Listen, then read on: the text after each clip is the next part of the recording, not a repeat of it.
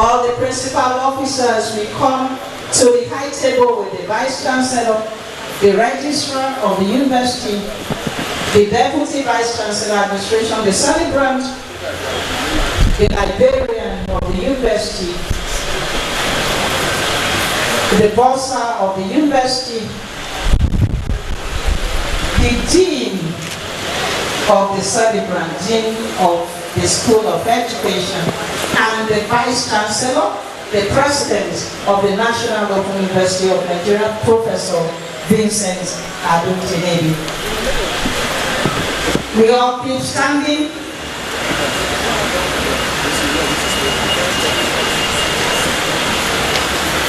And now we take the national anthem of Nigeria and the National Open University of Nigeria anthem to follow. We all keep standing. The anthem.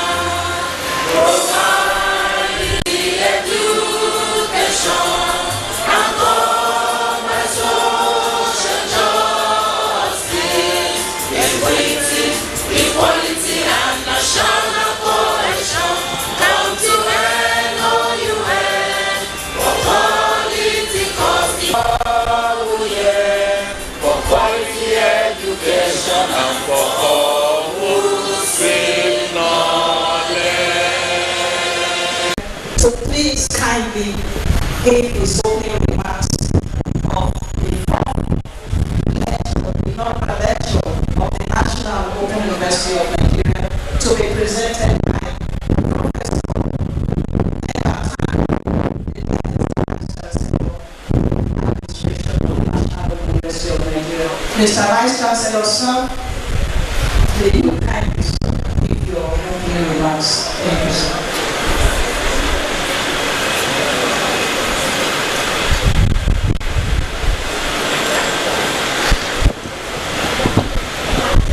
Deans and directors, members of Senate, our invited distinguished guests from other institutions, all staff and students of the National Open University of Nigeria, gentlemen of the press, ladies. On behalf of the Governing Council of this university, the Senate, staff and students of National University of Nigeria, it gives me great pleasure to welcome you to the fourth in the series of inaugural lectures of the National Open University of Nigeria, and the third from the School of Education of this university. In the fourth series of the inaugural lectures, and from the third professor from the School of Education. But it also gladdens my heart to say the first was from the School of Science and Technology. Today's inaugural lecturer, Professor Nibat Kanglan, was born on the 8th of August 1956. I think we should stand there because today is the lecturer, so that you can see him. He was born on the 8th of August 1956 in Tanglan, Gombe State of Nigeria. So you should know that Tanglan actually is the name of his village. So the name of his village is his surname. He had his primary education at Ekwa Primary School in Tanglan and his secondary education at Guillory Secondary School and the Bible Teachers College in Bauchi, where he obtained his grade 2 teacher certificate in 1976. Tanglan worked briefly as headmaster 3 with the Bangladesh local government authority in 1978. Nibat was admitted to the Advanced Child College, Modibere University, Kano, where we obtained the Nigerian Certificate in Education in 1981. When I always tell you that Modibere University is all over the world, you don't agree with me. You have just had somebody who went to Modibere University, Kano. I will soon be telling you of someone who went to Modibere University, Lagos. He obtained admission into Modibere University, Zaria this time in 1982, from where he obtained a bachelor's degree in education in 1984 and a master's degree in education from the University of Lagos in 1988. Nibat returned to Modibere University again as if he was admitted back to in the year 2000 to start a PhD degree program, which he completed in 2003. He started his professional career as an education officer with the Bauchi State Ministry of Education in 1984. However, the urge to be more fulfilled moved Nibat to join the University of Maiduguri in 1985 as a graduate assistant. Nibat progressed through the ranks to become a professor of sports management in 2004. Ladies and gentlemen,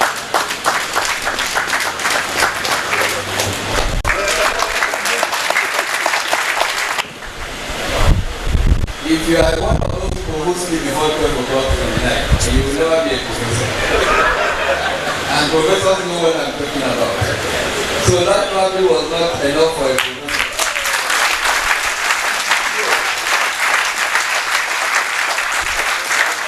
Thank you very much. The first faculty was for graduate assistant. Ladies and gentlemen, I must emphasize here that Professor Nibat Tanglan is one of the very professors of sports management in Nigeria and even in Africa.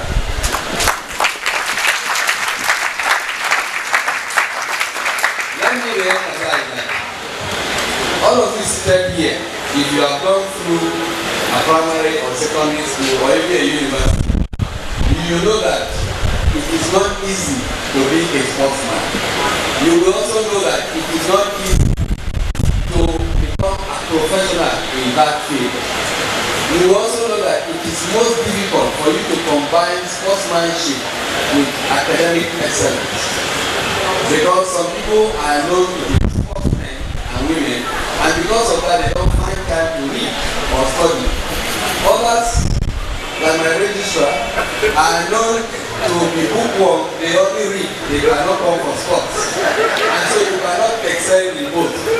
But when you find somebody who can combine both sportsmanship and academics, I think you will plan very well.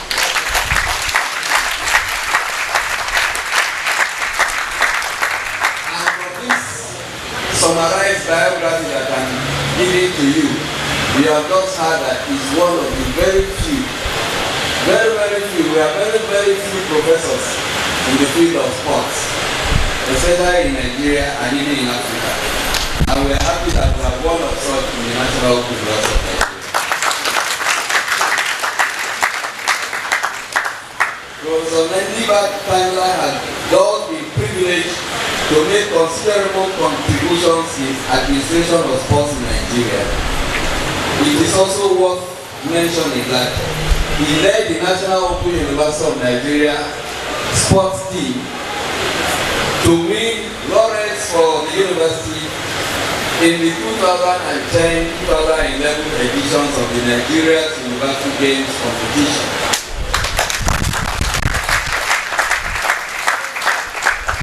The competition, which took place at the Kano State University of Science and Technology, Wudil, there were 22 universities that participated in that competition, and it was the first time the National Open University of Nigeria was participating in that sports festival, and NOUN took the 5th position in those days.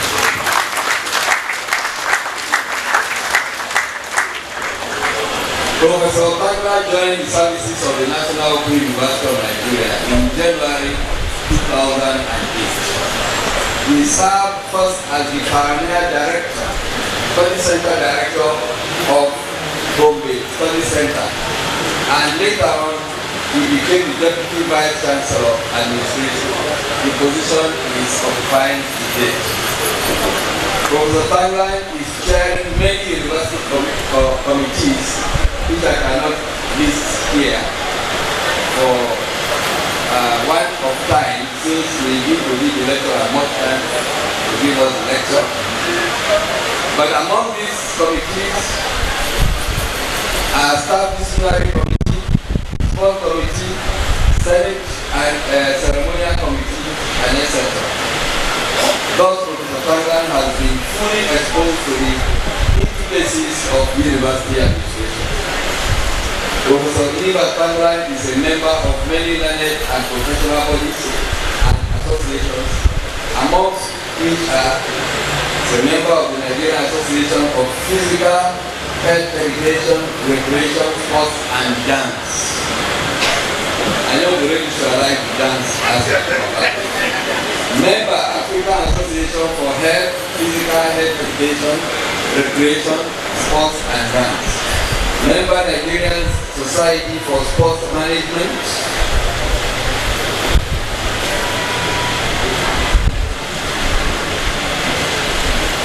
Science Education. Professor Bangla is a distinguished examiner in physical and health education in Nigeria universities. There are run programs in physical and health education. Our lecturer today is a recipient of many awards, among which are Merit Award for Meritorious Service at the Department of Physical and Health Education, University of Nigeria. Merit Award for Outstanding Achievement in Education by His Royal Highness Abdul Kuba Mesheru II, the 15th Mai Tangani. Merit Award for Distinguished Achievement in Education by the National Association of Primary Schools. Professor Bangla is happily married to Mrs. Nibat Bangla. He took his time and life because beside every successful man is a virtuous woman.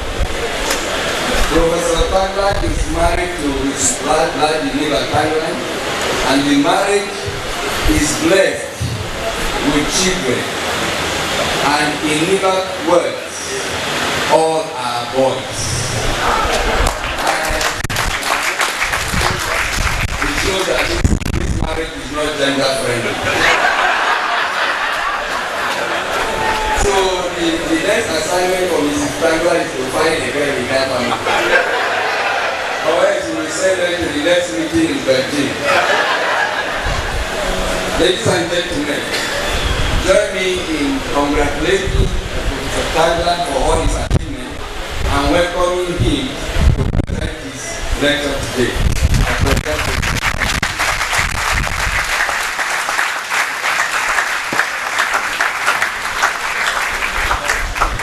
Thanks so much, the Vice Chancellor National Open University of Nigeria, Professor Vincent Adetinebe. And now, the fourth inaugural lecture to be presented by the celebrant, Professor Neba Tanglan, JP, Professor. The registrar, the bursar, the librarian, deans and directors, distinguished colleagues, the staff and students of now, gentlemen of the press, ladies and gentlemen. I give God the glory, honor, power and majesty for the knowledge bestowed on me and for allowing me to present this lecture. I also thank the Vice Chancellor, Professor Vincent Adetinebe, for encouraging me to deliver my inaugural lecture at this time. Every professor is expected to present an inaugural lecture, especially when one is newly appointed or promoted to the rank of a professor. I thank the Vice Chancellor and management of NAM for the opportunity. Today is the fourth inaugural lecture of the series so far presented, with 3 of the presentations coming from the School of Education. The Vice Chancellor has attested to that. Mr. Vice Chancellor, sir, in this lecture, I intend to showcase my area of calling and my place in it to this audience and those who will later read this manuscript. In broad terms, my subject area is physical and health education, but in specific terms, my area of specialization is in sports management. Physical education is more than just running and jumping as most people think. I'm sure that some of you here who have addressed us in the past as jumpology, they have been calling us names that we are jumpology, thinking that physical and health education is only running and jumping. Today I'm going to prove to you that it's not only jumping.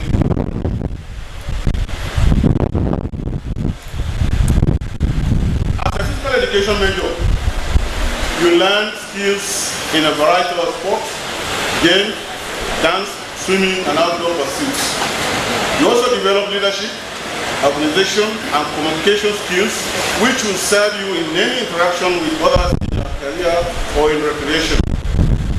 Physical education enables you to understand and apply the principles of healthy living, physically, mentally, emotionally, spiritually, socially, etc., and how to share this knowledge with others in different spheres of life. My area of specialization is sport management, which involves any combination of skills related to planning, organizing, controlling, budgeting, leading, marketing, promoting, and evaluating. My research interest is in the area of sports sponsorship.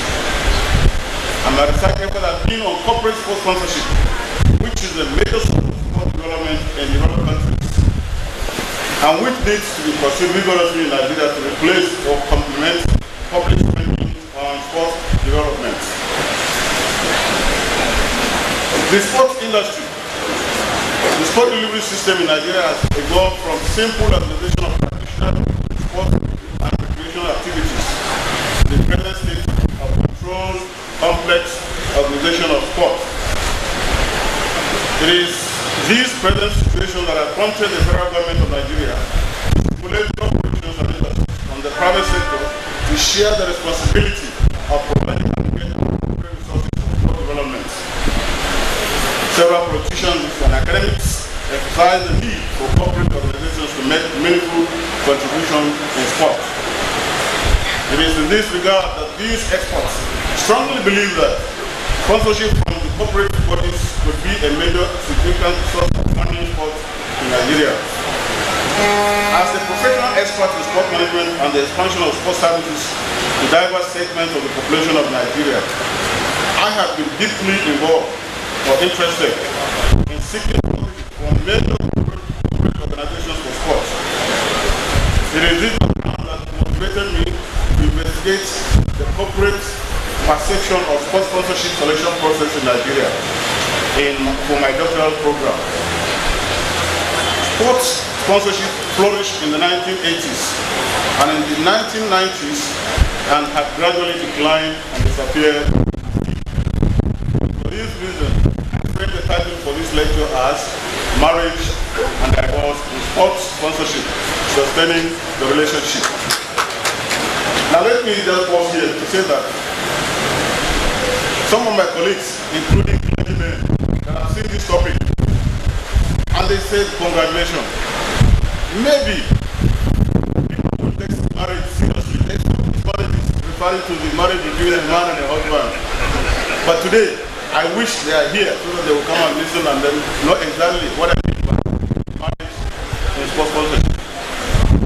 In order to reflect the import of this title, I have attempted to address the issues relating to the success and failure of sports sponsorship, perceived reasons for the discontinuation of sports sponsorship, and strategies for revival and sustenance of sports sponsorship in Nigeria.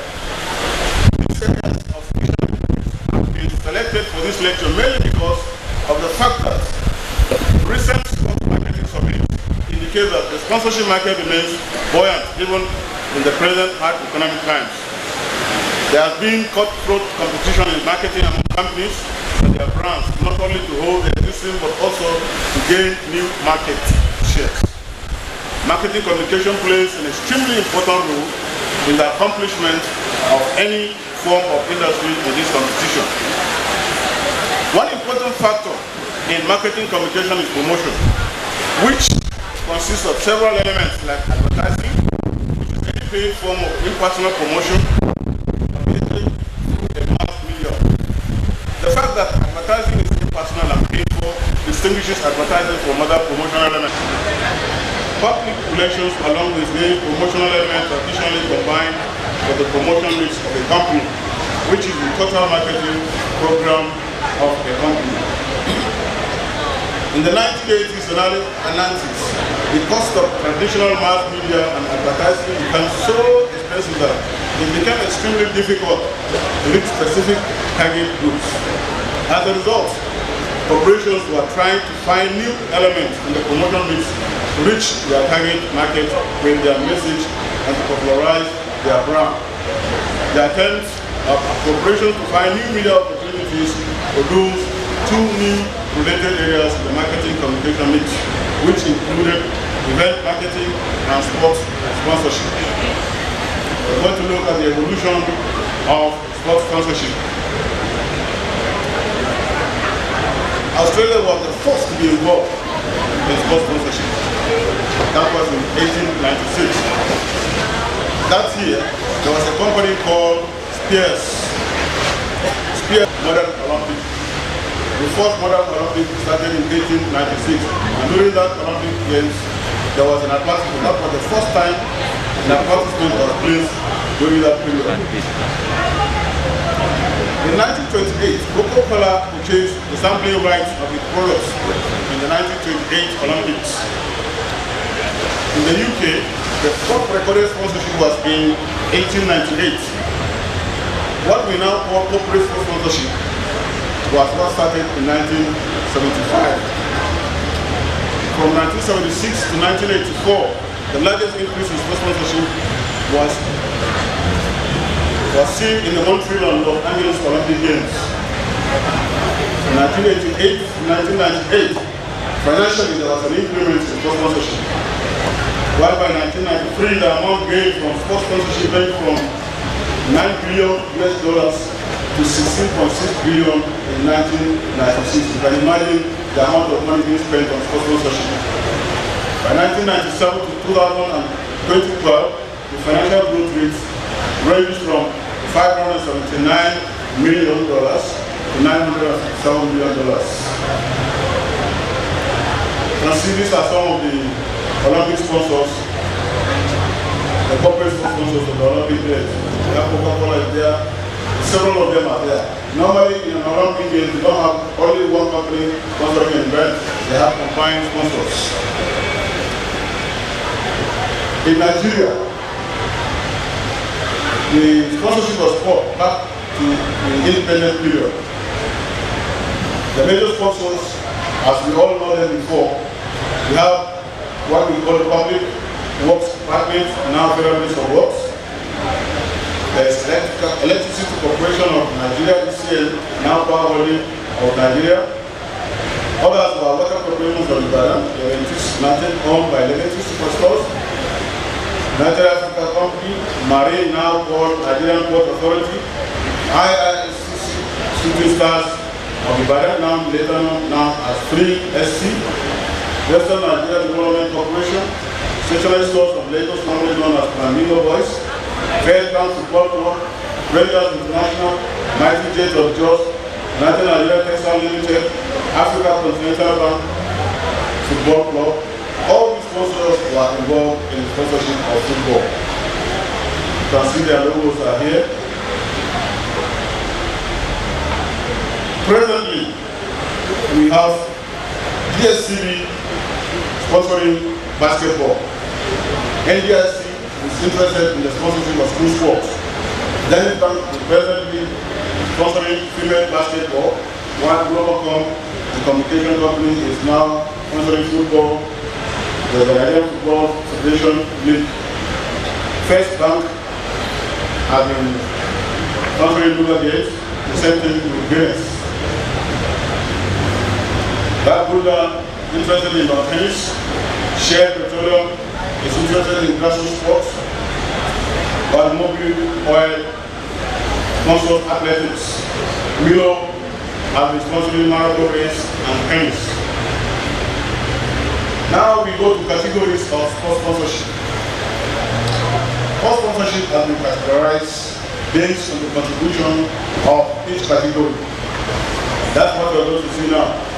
The first category is called title sponsor. A title sponsor is the major contributor in a combined sponsorship financial support. What we're going to see is like an inverted triangle. You can see that the title sponsor is occupying the highest position in the triangle, followed by general sponsor. Now, for the title sponsor, he is entitled to many rights. His presence, the presence of his logo is pronounced in all the events that we organize.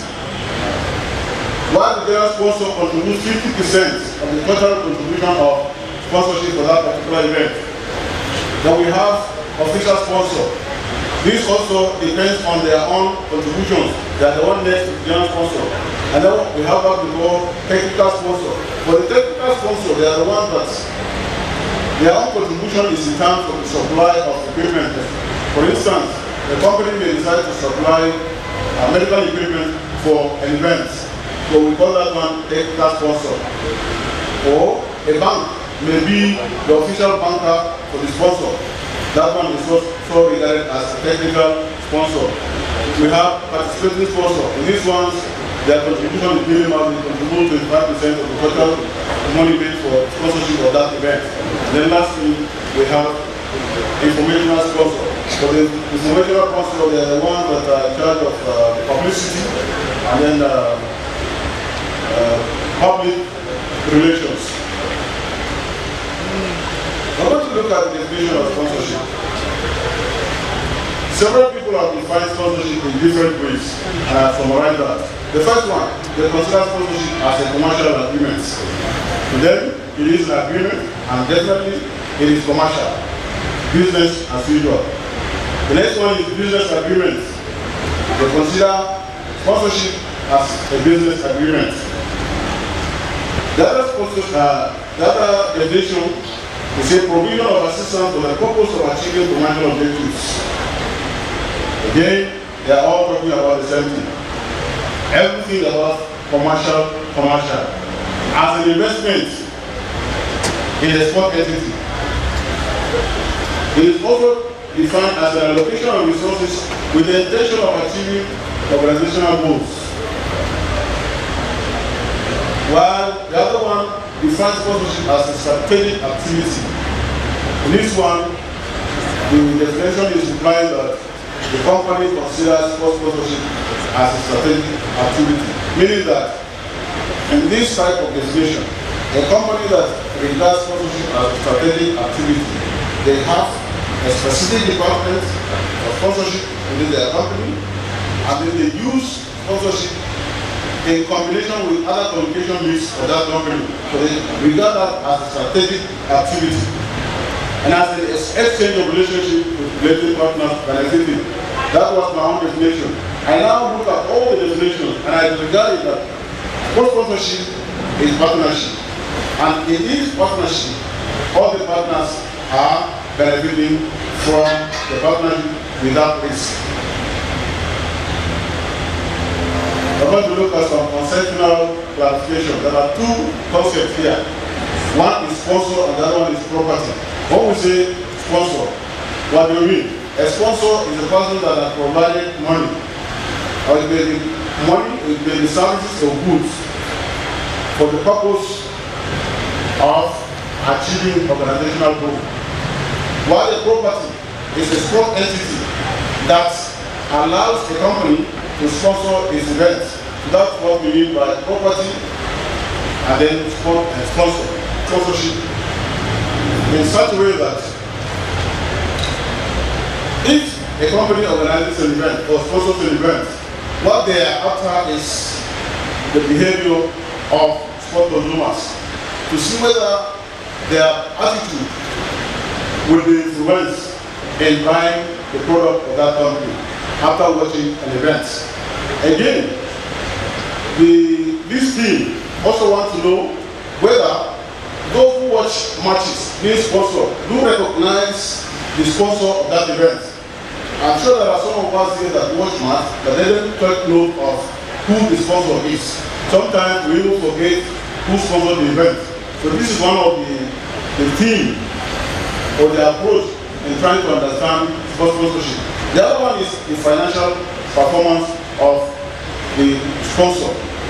The sponsor wants to see if after organizing events, there's an increment, financial increment in terms of as a result of the sponsorship of an event. How can that be done? If what they're after is they want shareholders to see whether the sport that have been sponsored will motivate them to increase their shares as a result of the exposure of these events to people, and whether people have accepted the company in sponsoring this event.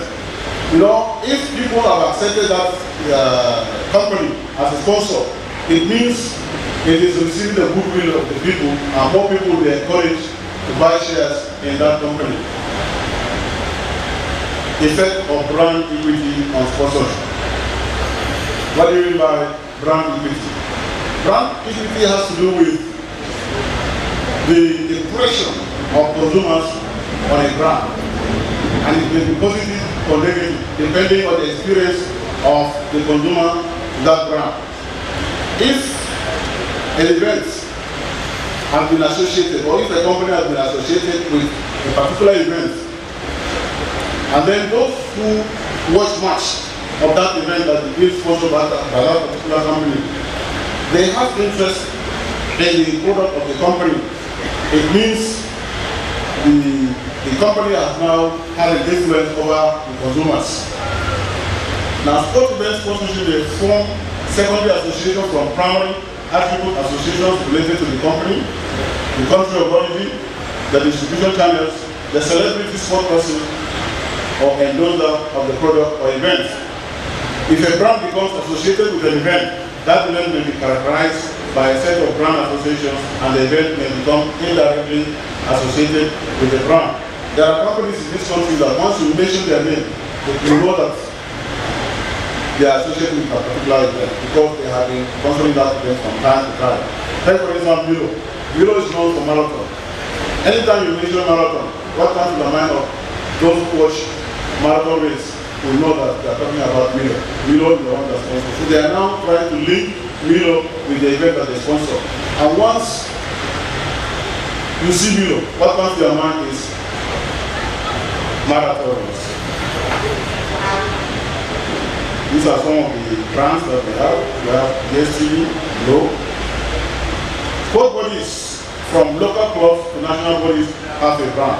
So brand is not only for sponsors, but even sport bodies also have a brand. The brand is how they are known and what they are known for. This includes the associations, whether positive or negative, that people hold about them. Sport bodies will be very clear on how they want to perceive or to be perceived and understood.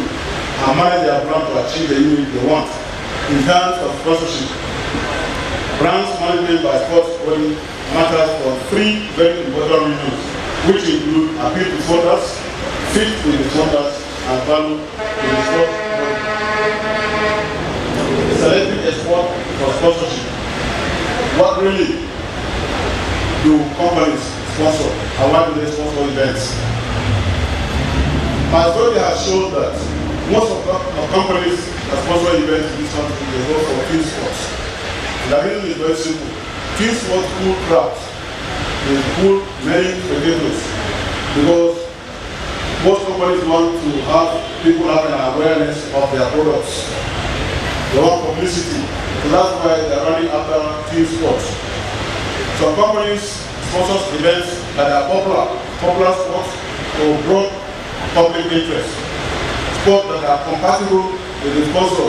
That is, if a sport organization has similar vision with the sponsor, those companies go for that event, for those organizations because they have similar vision.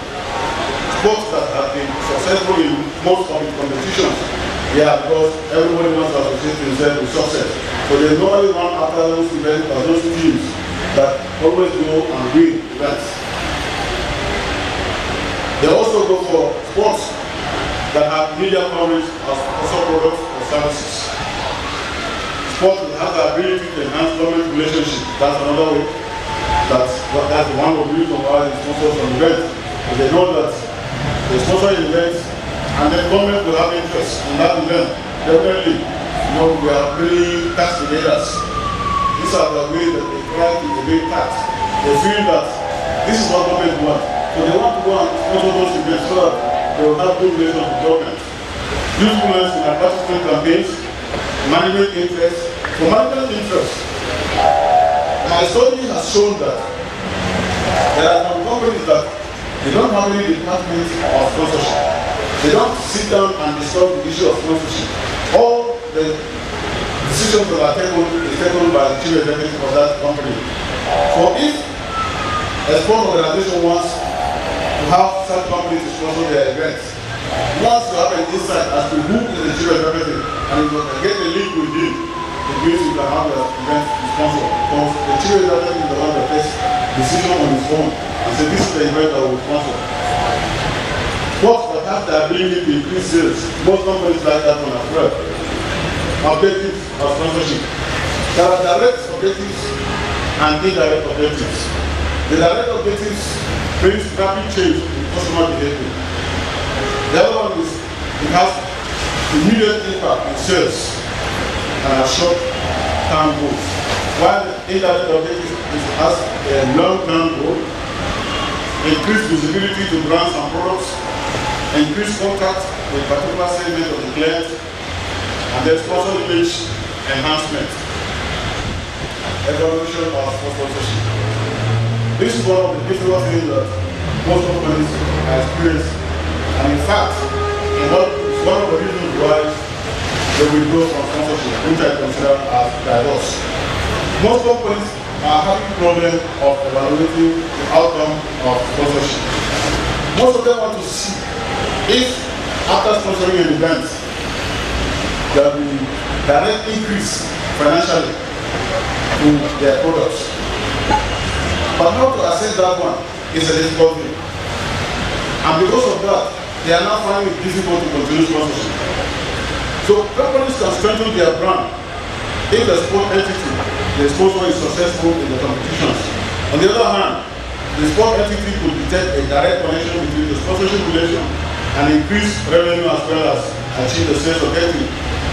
Sponsor and the sponsor can measure the effect of sponsorship by examining changes in media coverage. That is one other aspect that one can use in measuring the success of the event or of sponsoring an event.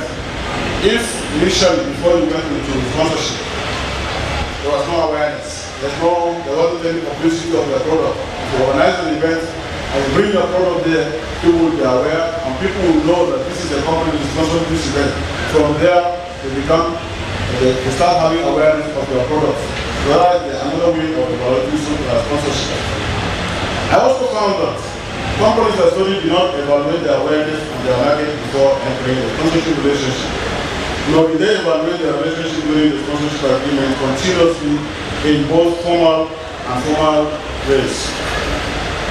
Steps in identifying sponsor target markets.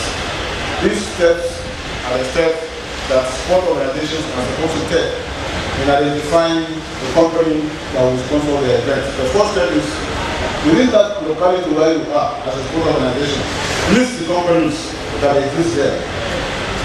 Estimate your own value as a property. What is the value of your property? Then you reverse your list by identifying the only company that have the potential of sponsoring your event. And then you decide on the business on a continuous basis. Keys for effective sponsorship agreements. The first key is identifying clear communication objectives for the brand. What is the objective of the brand? What are you after? Is it publicity you want? Is it increase in sales? Even the publicity, is it a local publicity, regional publicity, national publicity, or international publicity? What are your brand's objectives? Also look at the company should be proactive. Companies should take positive steps in addressing sponsorship as a strategic activity. They should also identify the sport property that exceptionally fits. Here, companies must make sure that the sport organization they want to sponsor their activity have similar vision with them. Because there are times that companies go to sponsor an event and then at the end they regret because those organizations don't share the same vision with them. So they should, first of all, make an assessment as to whether the objective of the sport organization they want to sponsor is incongruent with their own objectives. There's also own sponsorship. Only sponsorship means if the company is sponsoring an event, everybody within the company should be aware of what is happening. From the top down to the level, every staff should know that yes, our company is sponsoring this event. Sometimes you will involve them in some activities. Sometimes you invite them. Let them be part of their sponsorship activities for that company. If you do that, you are owning the company to yourself, the sponsorship to yourself. Identify publicity opportunities. Consider multiple sponsorship. Very important on this one. If a sport organization depends on only one sponsor, and at the end, that sponsor disappoints them, that is the end of that organization. So it is advised that they look for multiple sponsors, so that by the time one fails you have somewhere to follow. Actively manage the sponsorship. Reasons for discontinuation or sponsorship which are considered as diverse. I said it in the beginning that companies find it very difficult to evaluate sponsorship activities. And because of that, they know that they have been spending a lot of money, but they cannot see tangible outcomes that can be measured. And as a result of that, they will grow. Some companies that I studied complain that within their own company, there has been a decrease in budget concerning sponsorship. And as a result, they cannot continue sponsoring events due to economic downturn. Negative attitude of event organizers. In Nigeria here, most companies have complained that each time they give money to sport organizers to organize an event, they will promise them everything. But by the time the event starts, they will not see the effect of the money they gave them to sponsor the event. So they feel discouraged in continuing sponsoring that event. That is the attitude of event organizers. Availability of new partners. A sponsor will decide to say, okay, now I've found another one to marry. And I will see you because of your attitude. Once they find another alternative, they sponsor that alternative and then they respond to what they were initially engaged with. The same thing even with the sport organizers. The sport organizers get another partner, they too will decide to withdraw from their initial sponsor, especially if that initial sponsor is disappointing them. increased cost of sponsorship.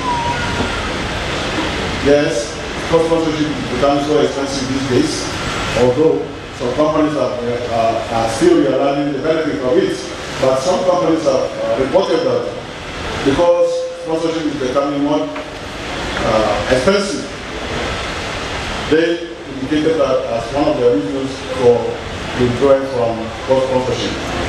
Theoretical framework for sports sponsorship. One of the framework for sponsorship is consider sports sponsorship as a resource. I said at the beginning that any company that considers sports sponsorship as a resource, that company will definitely succeed. Considering as a resource here is, I say, establish a sponsorship department, employ competent people that will manage that office. There are some companies that depends on marketers. These are people that go in between the sponsor and sponsor organizations. It is better for companies to have their own marketers instead of having an external marketer. Because a marketer that is not part of their company may not see anything wrong if anything should happen. And moreover, they charge their own percentage to the company. So it's better for the company to own its own marketing department. Identify the reasons why your company wants to enter into a sponsorship agreement. That's very, very important. If you don't have any objective, you don't have any reason for entering into sponsorship, then there's going to be a problem. Develop sponsorship is a distinct competence within the company. How do you develop sponsorship as a distinct competence? Requirement of developing a distinct competence, enhancement of perceived customer value of company products and services by endorsing a famous link or a celebrity combined with other marketing initiatives of the company over a long period of time. Unique distinctive competence from other competitors.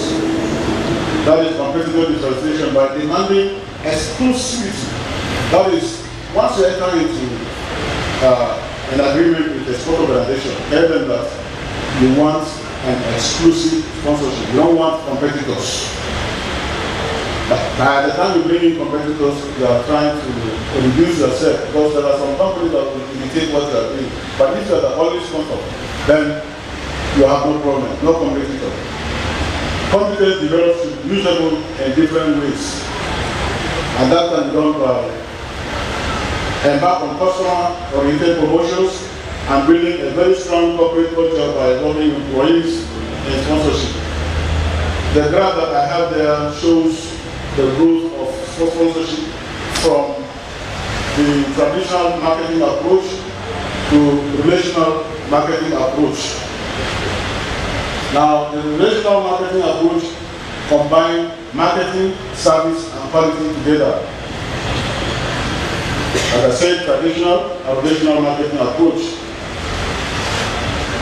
The transactional marketing approach has exchange of goods and services. It has short-term goals, little or no communication.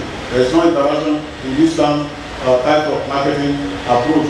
But in relational marketing, there is a long-term goal of establishing a durable relationship.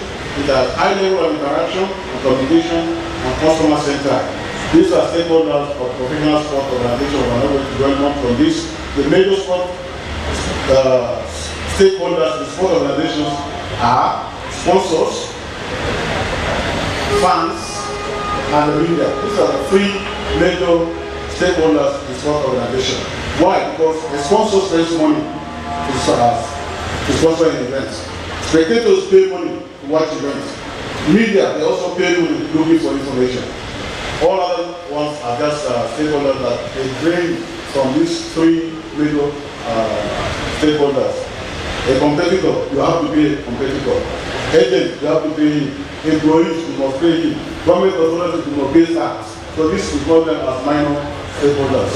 Now let's go to 6 principles for successful partnership. Well, the issue is sustaining the relationship between the sports sponsor and sport organization. And I have brought about 6 points that will bind this one together. What you're seeing here is like a cross. I'm a Christian and I believe that if I look at the cross, there is success. So that is it. if you look at it, love is number one factor that binds husband and wife. There should be love binding the sports sponsor and sport organization. There must be mutual understanding between the two of them. All of them have long-term perspective, and all of them want to achieve those long-term perspectives. If you do not cooperate with each other, you will not achieve that long-term perspective. There must be communication in any relationship. If there is no communication, then that relationship will not last long. Communication, there are several ways sponsors can communicate with the partners. They can do that through email, they can do that through phone call, they can even attend all events that are being organized, just social events that is being organized by each other. There is cooperation, there is trust. In summary, modern marketing has generated great interest both in theory and practice, especially in the area of relationship marketing, as it affects the partnership that exists between sport entities and corporate sponsors. But sponsorship is now an important source of income for professional sport organizations, as well as effective marketing to the sponsors. Sponsorship partners to commit themselves in a long-term relationship by emotionally attaching themselves to the relationship, relating with mutual understanding, focusing on long-term perspective, effective communication, cooperation, and trust. Now my contributions. Mr. Vice Chancellor, sir, in the early 1990s, there was pressure on sports associations, as they were called then, but they're now called federations, to seek for ways of funding their events. The implication was that sports federations had to turn to corporate sports sponsors for financial support. Yet, it was doubtful then that the sports associations had insight into ways in which corporations select and evaluate sports to sponsor.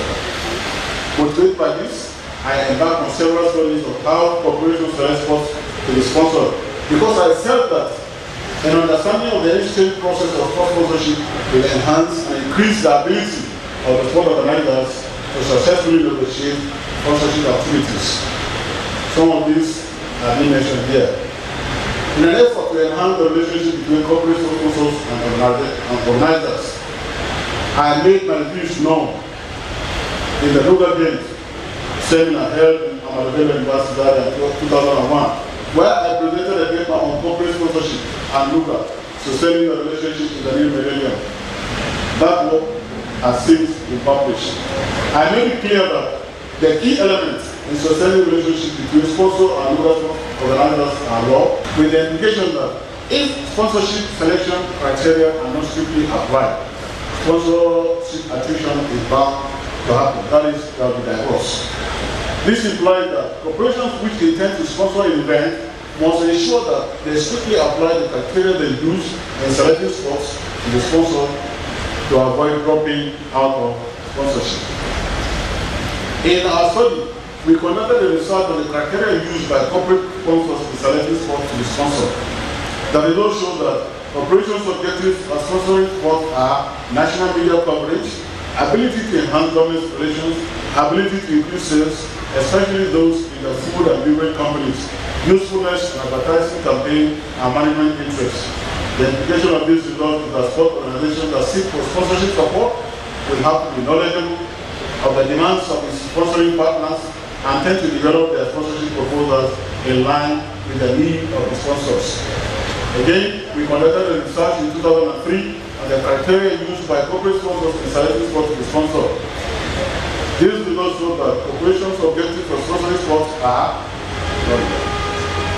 I conducted a study to determine the process of identifying a sport event to be sponsored by companies. The results reveal that decisions about sponsorship are made at different levels of organization. An understanding of which level has final authority for decision making can obviously help sport managers target their sponsorship requests. A post-sport sponsorship evaluation criteria used by corporations was studied, and that finding revealed that post-event evaluation criteria have impact on sports sponsorship selection process in Nigeria. An indication that an event to be selected for sponsorship would be determined by previous successes of sponsored event. Event organizers need to organize their events to ensure success if they wish companies to continue sponsoring their events. Again, in 2004, the relationship between corporate sponsorship objectives and discontinuation of sponsorship in Nigeria was determined. The study did not find any positive relationship between discontinuation of sponsorship and the objectives of sponsorship, implying that whether sponsorship objectives are achieved or not, discontinuation of sponsorship is certain. Some corporations may have other reasons for dropping out of sponsorship, which might have been stated or might not have been stated in the objective set at the beginning of the study. This shows the volatility of sponsorship, which events organizers must know, so that they will not depend on only one sponsor, who may one day divorce them. There is therefore the need for sport organizers to have multiple sponsors. Again, we studied the benefit of sports sponsorship as perceived by 38 corporate sports sponsors in Nigeria. The results show that the percentage of corporations on the benefit of sports sponsorship vary. Majority of perceived benefit revolve around marketing and media objectives. This implies that event organizers who want to benefit from corporate sponsors, they have to understand and know what their potential sponsors stand to benefit from, the relationship, which they are presenting their request for sponsorship. The implication of the findings of all these studies is a right transfer is for sport organizations to have an understanding of the demands of their potential sponsors in terms of their sponsorship objectives, the benefits they stand to get, and who has the final say in approving sponsorship to better understand the sponsorship exchange. In my opinion, sir, sport organizations should be proactive in ensuring a stable relationship. They should also commit resources such as time and personnel to sponsorship. This will ensure stable and sustained relationship, thereby avoiding sponsorship attrition. Professional sports should be included in the national policy of sport in Nigeria to enable full corporate involvement in sport development in the country. There should be specific ways of encouraging the private sector involvement in funding sports. Government should provide enabling environment for private sector participation in sport development. Professional sports should handle sport management organization in Nigeria. There should be constant training and retraining for sport handlers in the art of sport management. Corporate sport sponsors should consider sport sponsorship as a corporate social responsibility, in addition to using sports sponsorship as one of their marketing tools. There are a few people that I need to acknowledge. Number one is my Lord God Almighty, whom without him I won't be standing here. I want to thank God that he is the one that made me to stand before you. My parents, my father is not around, and my mother is still living. I feel for her appreciation. I want to thank her. My siblings are here, and I ask them to please stand up, please. Thank you for coming. They came all the way from home. You are welcome.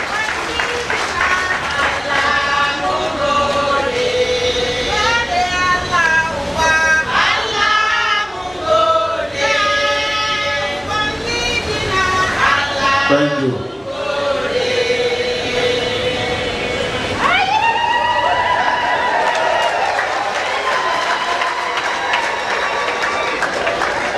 Thank you. I want to also appreciate the district head of Gangland and his family, the families of Mr. Kombo Delhi and also Mr. Clan. Our legislators in Bombay States, I don't know whether one of us, he promised to come here, the member of House of Representatives is here, not there. And we have the entire Kampadu people. My in-laws, where are you? Please stand up, let them see you. Thank you. You are welcome. My teachers and professors of Kandari land, we have about 11 professors in my own locality only. There is one of them here. Professor Kela, where are you? Thank you. Yes, you are from the same village as me. My former colleagues in the University of Maiduguri, friends and classmates. Where are my friends and classmates? I have friends here. Oh, they did not come. Yes! This man you are still standing is the chairman of a local government. You are welcome. My supervisors at every level. Professor Ikula, where are you? Thank you. She was my supervisor in Lagos here. I was the first student to supervise in the master's level, and I was the only student.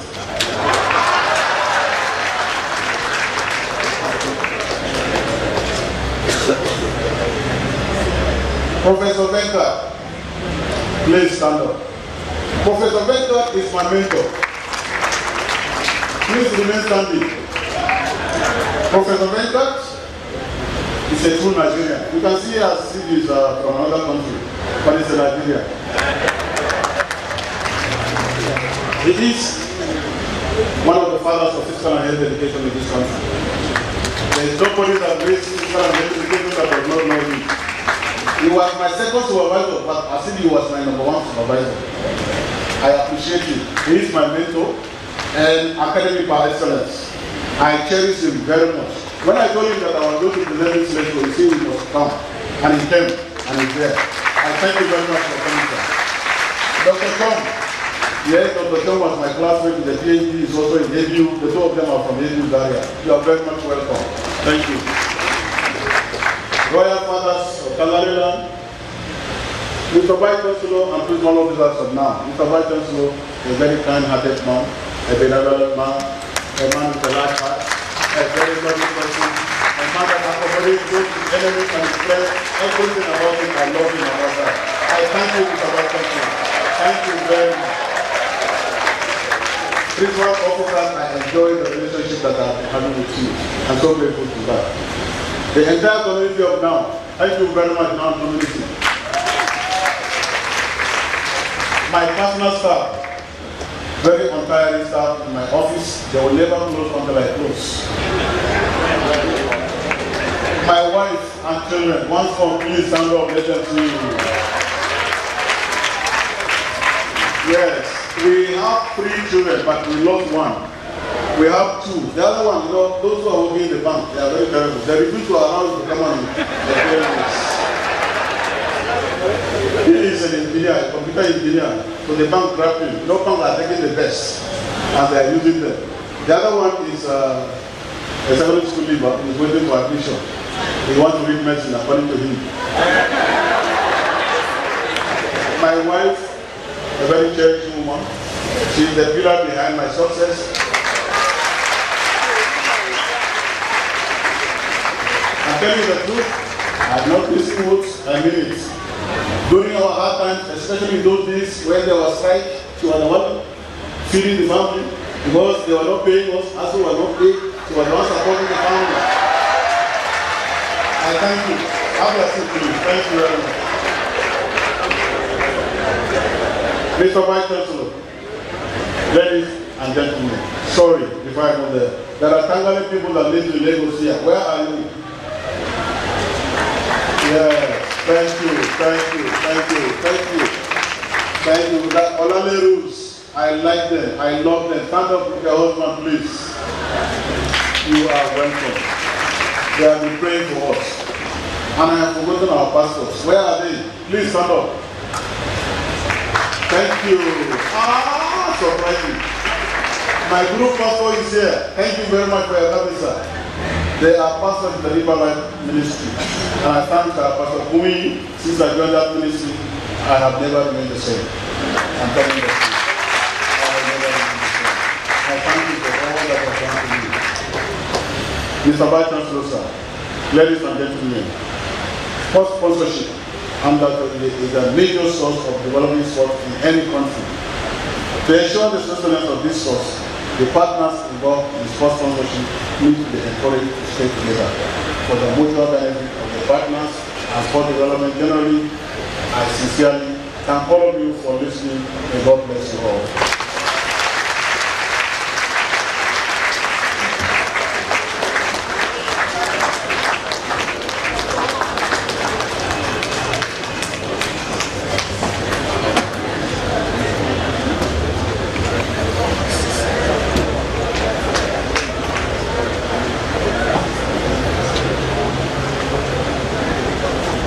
The Vice Chancellor of National Open University of Nigeria, Professor Vincent Adotinebe, we now officially present the celebrant of today's lecture, Professor Neval Tangan. Oh, wait. Thank you, Rana. Professor Tangla is now going to present his lecture formally to the Vice Chancellor. Yes, so Professor Tangla, you may wish to do that. Thank you, Mr. Vice Chancellor. The presentation. Thank you, sir.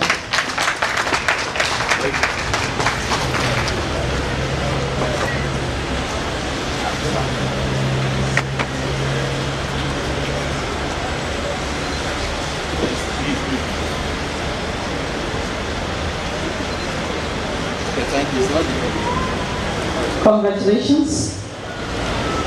Congratulations, National Open University of Nigeria. This is the 4th inaugural lecture of the National Open University of Nigeria. We now request the Vice Chancellor, Professor Vincent Alotinebe, to please kindly give his closing remarks. Thank you, sir. Thank you very much, ladies and gentlemen. In the tradition of inaugural lectures, the inaugural lecturer enjoys the position of not being put to task for anyone to ask questions. So it's not that like the normal lecture where you have to ask him to own up for the responsibility of whatever he told us or what his beliefs are. But you will agree with me that today's lecture was a very brilliant and lovely one.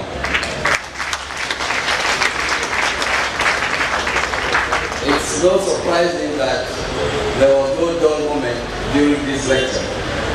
I purposely did not introduce the lecture topic today before the lecturer because it is his own property.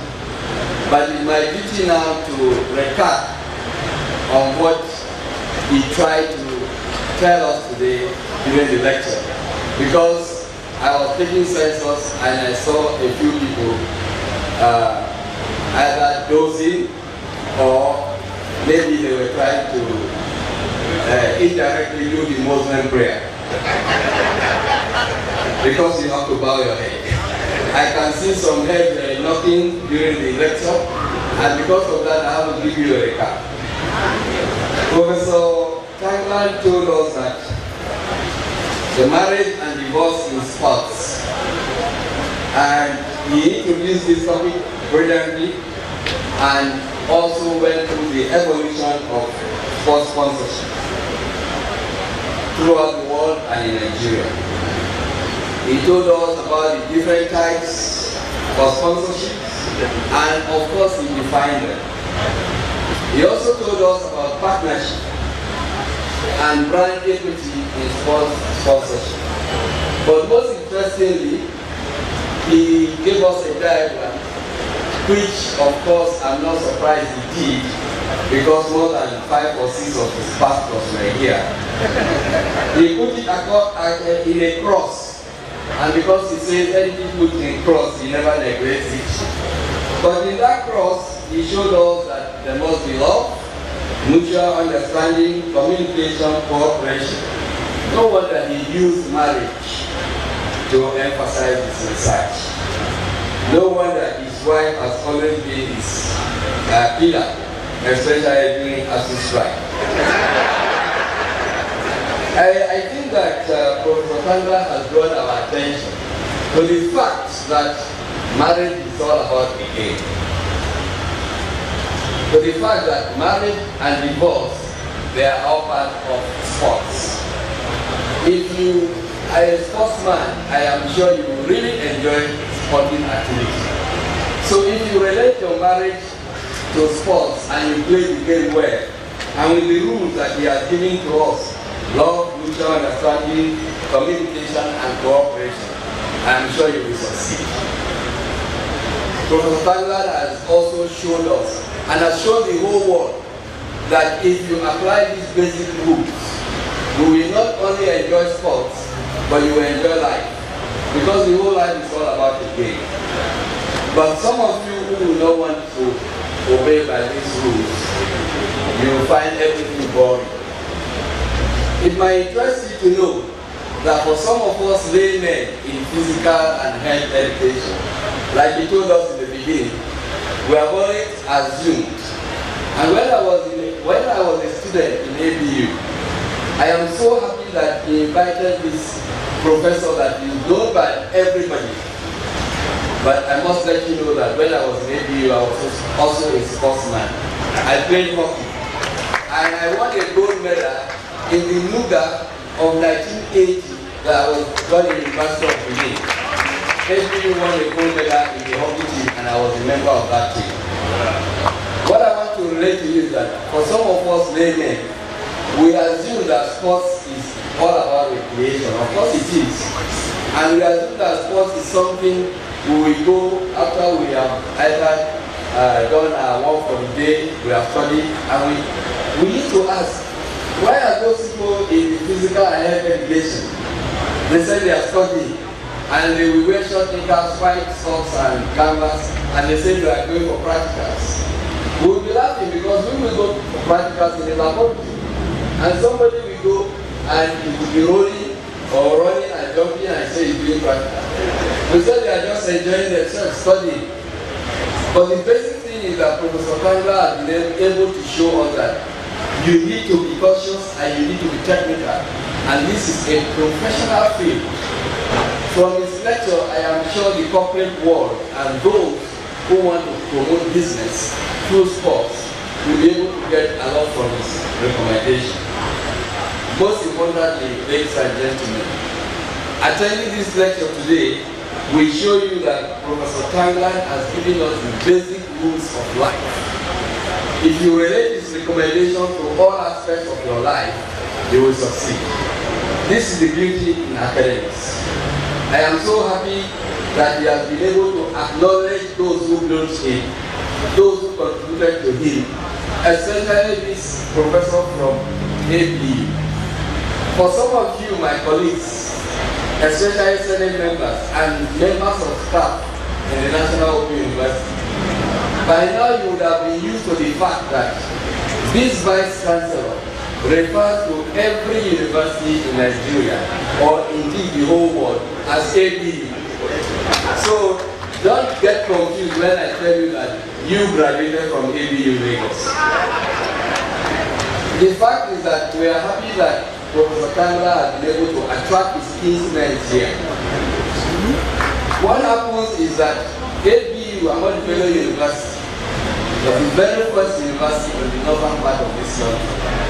And for some of us whose parents were not privileged to have been educated, ABU is synonymous to university. So I am sure Professor Tangla's mother asked him, when he was going for masters in University of Lagos, why do you have to go all the way to ABU Lagos? When we have ABU here, ABU in Gombe. So when we tell you ABU is synonymous to university, so don't get confused. I want to thank all of you immensely, and especially the professor from University of Lagos who supervised who supervised Tangla. I am calling Pella because he's one of our professors that we borrowed to Federal University Kashiri, because he is a member of our Senate. I am sure he's just been borrowed. Professor Pella, you are welcome. I want to thank you, all other professors from all other universities that attended this lecture today, because you have encouraged us. I want to thank the whole Senate members, the whole staff of National Open University of Nigeria for attending this lecture today, and to encourage other schools to ensure that your professors will be able to give us these lectures, because there are so many things that we gain from this inaugural lecture. I want to particularly congratulate Professor Tangla for being able to put down all the things that he has done through research over these years. I want to especially recognize the presence of one of the politicians present here, because he has just shown us that we have a local government chairman. Where is that local government chairman? Well, I'm not going to ask you which party you belong to, because we all belong to the same party. You are welcome. In the National Open University of Nigeria, we belong to all the parties because we are flexible. We are the university of everybody. This is the National Open ADU of Nigeria. Ladies and gentlemen, thank you very much. Thank you very much. I'm sure the anchor to this program will tell you where we'll be entertaining ourselves at the end of this program. Thank you and God bless. Thanks so much, Mr. Vice Chancellor. May we all rise for the now anthem and the national anthem.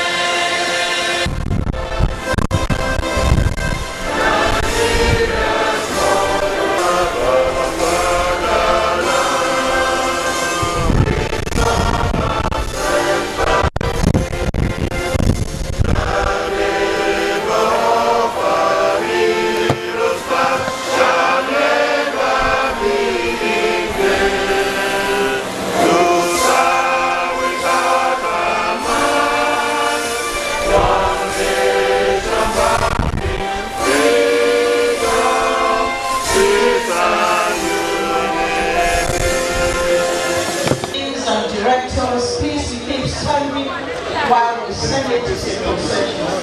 Thank you so much. Thank you for attending the fourth inaugural lecture of the National University of Nigeria. Thank you all previous Vice Chancellor, stakeholders of the National University of Nigeria, friends and dignitaries, staff and students of the National University of Nigeria. Thank you so much for attending this fourth inaugural lecture. Thank you so much. We wait while the Senate procession leaves the foyer. Immediately after the procession, there are few announcements. The principal officers and the Senate members, we have their refreshment at the study center of the university. The lecturers, guests to go to the university restaurant canteen. They'll be led by the ushers. All staff to remain seated here in the reserve. The procession is in progress. Please, may we keep standing and silent. The media, kindly please follow the Vice Chancellor for his brilliant press conference with the guest of the Senate. Media, please kindly be in attendance to take some few words about this fourth inaugural lecture. Congratulations, National University of Nigeria. To the kind and kind friends and stakeholders, congratulations. President, please. Press review for the Vice Chancellor and the Senate, Professor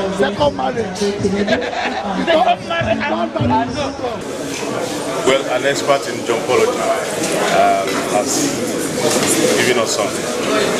From what he said, we did gather how should we move forward. Yes, from today's lecture, it is quite obvious to all of us that we do not actually know or understand the concept of sports, especially sports management. Sports is not all about jumping and running like the professor said. You now look, when you look in depth into the lecture and its recommendation, you will find that there are basic principles that can come out from sports, which we can use to manage the whole of life. Manage our business, manage our politics, manage our education. So thank God that God provided sports, because if you are not disciplined, if you are not careful, if you are not calculating, if you are not conscious, you cannot succeed as a sportsman, and you cannot even be a sportsman. And if you acquire all these characteristics, then you are the peak of success in anything you attempt to do in the whole of life. So I say sports management is about life management.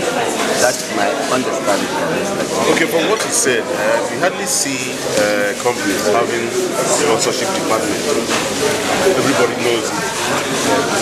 Like with the Vice Chancellor here, do you have such departments handling this and that? Yes. This is the level of ignorance. And you know, like the Hausa proverb says, rich in means that it is because of lack of knowledge. That's why a chicken or a fowl slept on top of a bag of guinea corn while it was hungry. If only we have the slightest knowledge that if we create a department that can handle this, it will make our business more profitable, it will make our life easier, then we would have done that. That is why I thank God that this lecture came, because through this lecture, the whole people and all organizations, public and private, we now know that if they create a department that can enhance sports sponsorship, it will improve their business beyond. Not only private sector, even the government. I can assure you that as the Open University, nobody would have even expected that we have a sport department. But this professor who gave a lecture today is also handling our sport department. And that was why I told you during the lecture that the National Open University of Nigeria took the 5th position in the university staff games, even when the university was participating for the first time, and when the university was just only 8 years old. We took the 5th position in Nigeria. So using this principle, I am sure everybody will be able to improve our own productivity at both private and public sector through what we have obtained from today's lecture. Yes, sir. Thank you very much. This is the 4th inaugural lecture of the National Open University of Nigeria, in relation with the lecture which was delivered today in terms of sport. Can you say that now has come of age to compete with the conventional universities? Definitely. We are not only competing, we are contributing immensely to knowledge. Because if it is competition, we don't have any yardstick to compete, because our mode of delivery is flexible, is affordable, is accessible. All the other conventional universities don't have this. And that is why we can reach out to more than others. And that is why we can take education to your bedroom. You can take your education to your farm. You can take education to your companies, in the industry, wherever you are working. That is why I can tell you that the National Open University of Nigeria has come of age. And we are going to keep improving on this until we meet the educational requirements of Nigerians, and not only Nigerians, but the whole Africans. Thank you. My name is Ibezim Joy. I'm a now student. My name is Chika Emiakwa. I'm a now student. Hello guys, my name is Ololbenga Olayinka. Hi, my name is Anna Onugre. I'm a student of now. My name is Razak Hussein Adekola. I'm a law student of National Open University of Nigeria. I love the school. The school is beautiful, it's awesome. I love my university. I love my university. The university is good, tantalizing and dynamic. I love my school so much. I love the university so much.